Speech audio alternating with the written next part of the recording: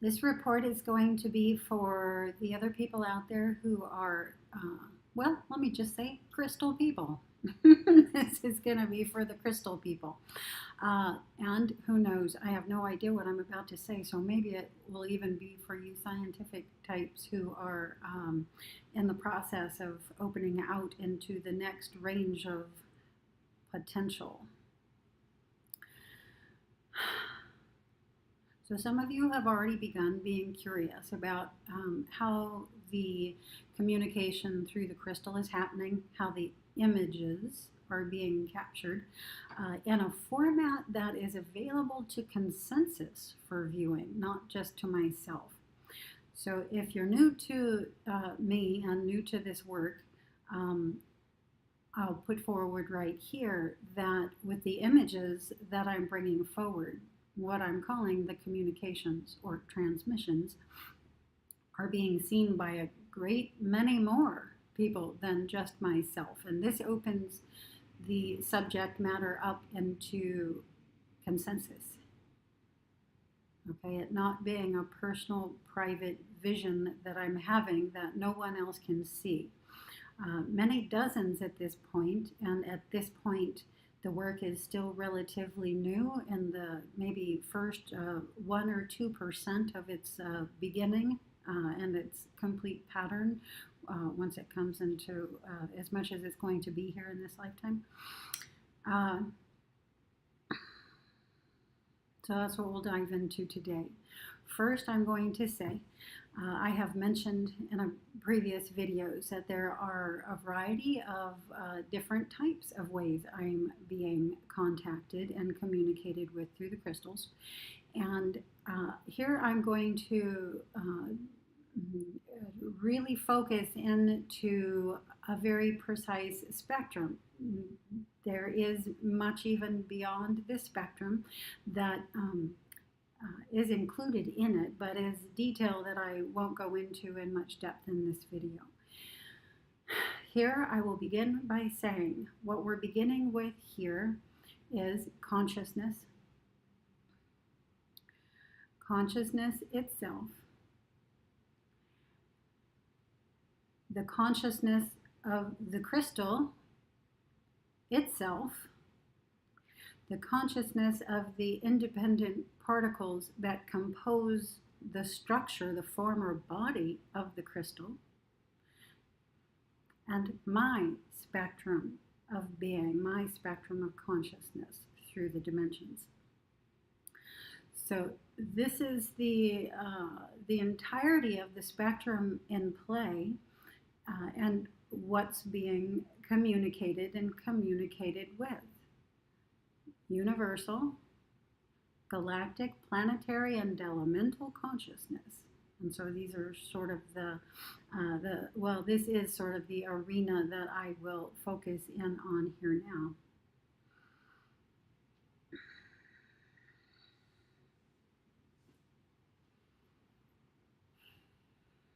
The question always is where to begin.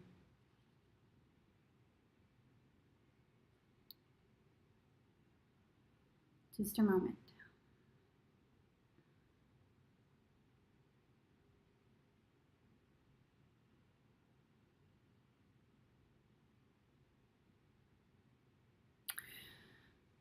It wants to be mentioned that although this idea of crystal communication, the capacity of crystals in the arena of communication, although this is rather new to us, it's not entirely out there.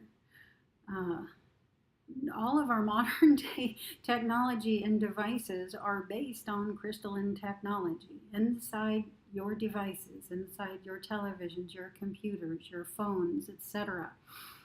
is a crystalline aspect or component that is actually what is the functioning working element of your device. The external structure that's built around it, we're used to that being necessary, but it's not really necessary, which is part of what makes this seem so out there, that only the crystal itself is truly needed, truly necessary. I can pick up this crystal and use it for communication. And the more I do it, the better I get at it. And the better I get at it, the more neural pathways are created within me that more people on the planet and elsewhere can connect with and begin working with and employing in their daily life and their applications of what interests them as far as an evolution of experience and expansion of consciousness.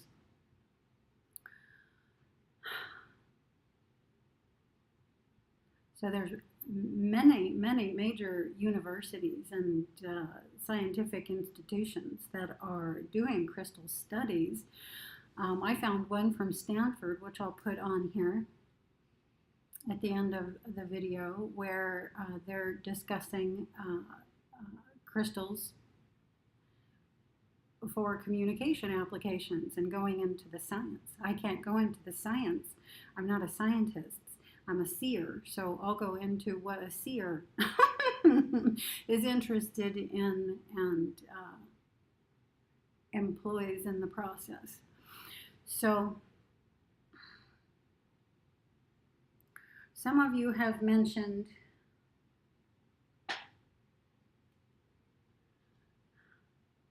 a particular confusion about your own particular awareness stopping at the form, the structure, the body of the crystal itself, and aren't really understanding yet how to go beyond this into what I'm calling the galactic sphere and universal sphere. So I'm going to start with this.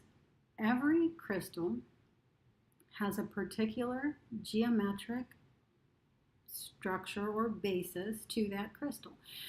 Isa is a citrine quartz crystal, and in a quartz crystal, that structure is six-sided. And so if I turn this crystal over, you're going to see the six sides.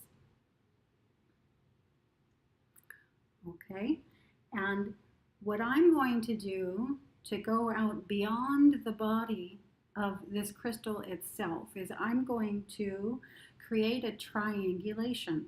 I am going to go into where two of the sides are meeting, right there into that point.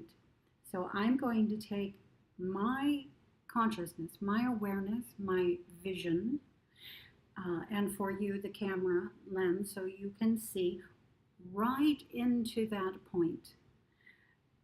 And it's going to create a window wherein I can go clean through the crystal into a wider space. Now, I know when I've entered this space because the entire view, the entire visionscape changes. The light changes, the hues change, the entire feeling of the space alters.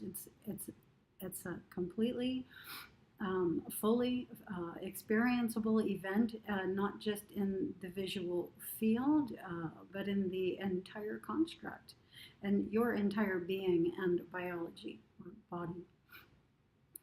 Okay, and so when I'm doing the ET portraits, for instance, and going out into galactic space, connecting my ground level consciousness with a galactic consciousness associating with it for this lifetime, because there'll always be the connection. You go right to what you are and you are connected and connecting with. Okay, I forgot where I was in that sentence. But in order to capture those images, in order to go into that spectrum of possibility of communication through the crystal, I'm going to do the process that I just mentioned. Actually, there's a couple of different ways that are coming to me now. I'm sorry, this is just going to be random. As ever, what you get here is raw, live on the spot. I don't rehearse these. I just push the go button and start talking. So hopefully there'll be something in here that you find of interest. Another thing that I can do, rather than triangulate where 2 points on the crystal are meeting, and it's almost like binaurals, where you'll get one tone in one ear, one in another, and it'll create that third. And this is what I mean by a triangulation. If I go where this line meets this line into this point, I'm going to get a third space that opens up. Okay, and another way that I can do it is going to where a flat surface just meets a particular line on the crystal. And for this, this is it can be more challenging and often requires a particular light source. The more natural the light source, the better. The sun is something I use the most, but you can also use the moon, beeswax candles. I've used a number of light sources. But what that will do is there's a field here and a field here, and see, this is where it gets into where the science gets beyond me. But I guess you could look at that as where 2 points are meeting by two long faces meeting here. So that's one way of doing it. And the other way of doing it is where two lines themselves actually come to a single point. Okay, so you have to go in real carefully or you won't hit that window. And you get better at it the more you do it. But I think that's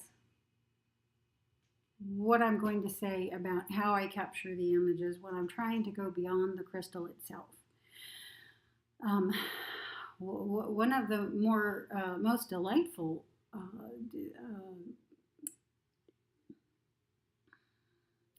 experiences for me is going into the elementals, into the elemental realm. So going into the crystal, the stone, the rock itself.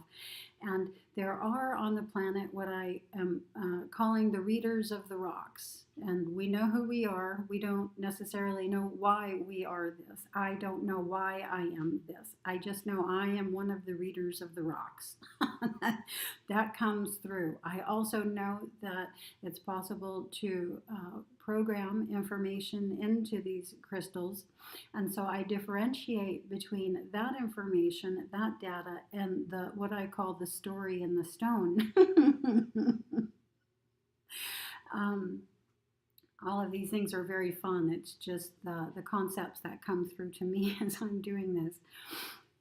In order to do that, I just go into a flat surface on the crystal. Any flat surface on the crystal, and I'll be taken into where I begin to see the independent particles, large, round, spherical shapes. And again, the hues, the light and the hues change dramatically, and the characters or the beings that you'll see are very elemental light. They look like fairies. They look like very fun cartoon-like character beings. Some of them will be magical beings that we've heard of in the past, but not necessarily have ever seen. One of the first that started coming through was the white hind. I don't even know how I knew it was the white hind. I don't think I really knew that concept before it began showing up through the crystal. So that was going into the fairy realm, the fae, the elemental kingdom. And I have this close association. I haven't discovered what it is yet, but through working with the crystal, I'm discovering that the connection exists. And there is a connection and communication from that kingdom to this realm here with me. And this is where I get a lot of my happy, joy, giggly type energy, because it's very contrasted with my galactic counterpart and universal being, which is very, very serious, very intense. I'm trying to think of the word. I can't think of the word. what I want to say is expressionless, because there is often no expression that's visible to anybody else when this energy comes through. There is, it's there for me. I experience it, but it's very what other people would perceive of as flat. um, okay, the crystals don't need to be clear crystals. They don't need to be quartz. They don't have to be a high quality crystal. They can include inclusions and be very dense and fuzzy, and even like this particular smoky quartz, utterly what you would think of is not able to be seeing anything in any crystal can be used. I've used dozens and dozens of different types to capture the images, and I've never ran into an inability to create a capture. Uh, so this will bring us into the issue, or that's the wrong word, the element of light. Okay, so we have consciousness, the consciousness of the crystal itself. We have light. We have my consciousness and my full spectrum of consciousness, and the consciousness of the independent light particles that compose the body of the crystals themselves. This is the realm of communication in which the entire event is happening, and we can expand out from that.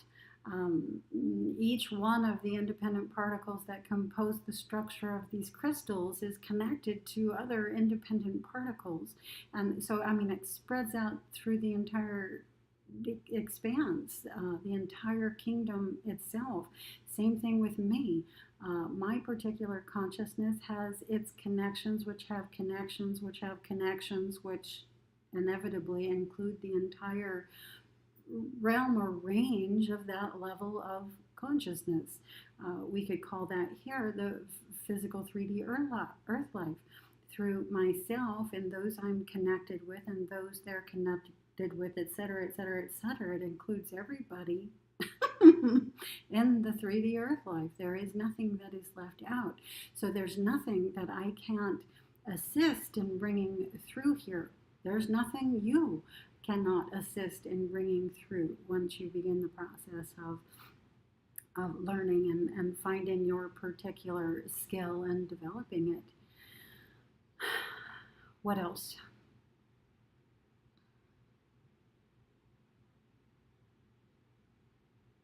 That might be it for today. This will get us started. I am not aware of what questions you have necessarily, other than how to sit down and begin doing the captures. So let there be a light source. I can work at night with a lamp, with a beeswax candle.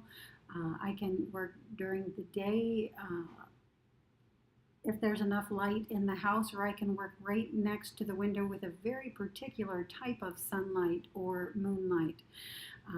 With the meaning, I can work with the sunrise, or I can work with the sunset, or I can work with high noon. It's going to be different depending on the light you choose, what may necessarily come through. You get your camera, and you can either go into the record of the rocks, into the elemental particles that compose the crystals themselves, and that's just very easy. You go into a flat face and you begin looking. Now, okay, so here's another little something. Another element that lets me do the captures in a consensus type way is my particular capacity for pattern matching.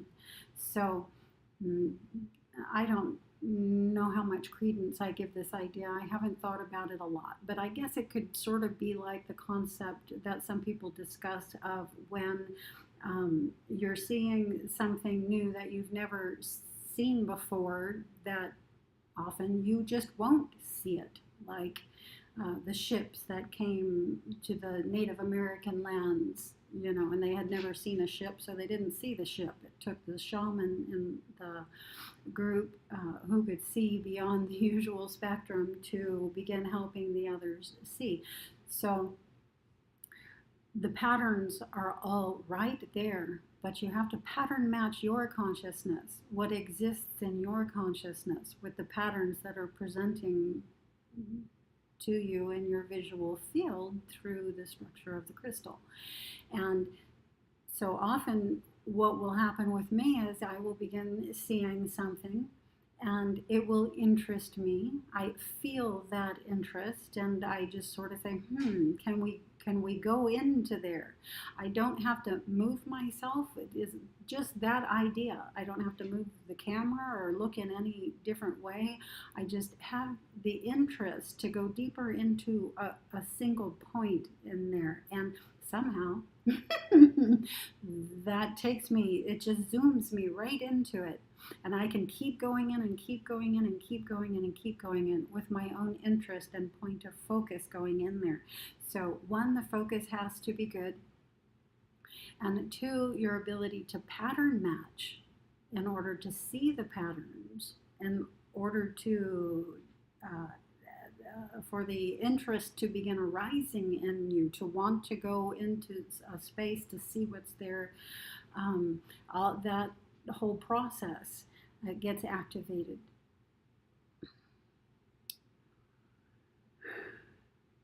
What else can I say about pattern matching and pattern aligning? So it may just be a particular color you see that's drawing your interest. I'll give an example. One of the colors that doesn't come through a lot through the crystal is the blue and blue high green spectrum. And so when I begin seeing it, I'm like, ooh, I can feel how interested I am because it's the rarity. And so I want to go into that and see what I can see when I go into that hue. And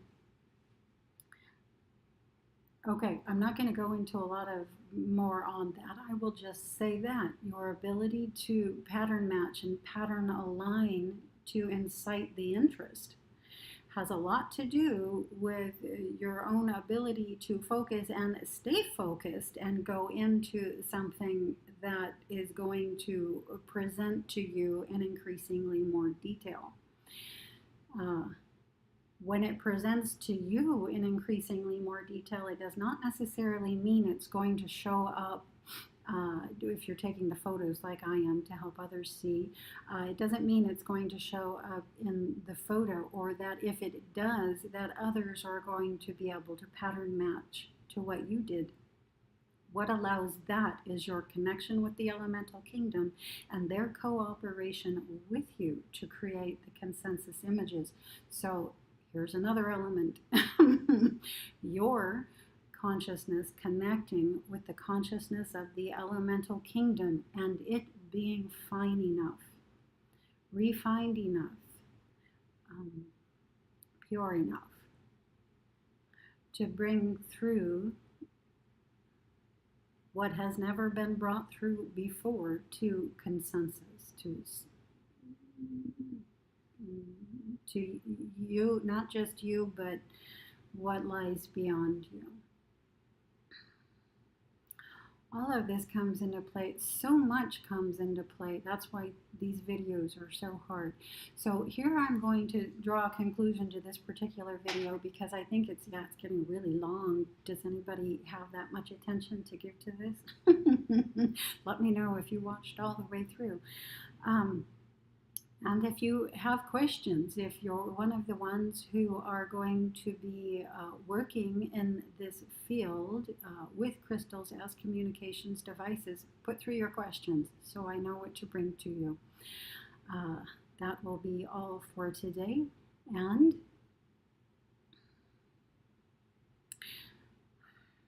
I don't want to say that. This is the Galactic Travel Channel reporting.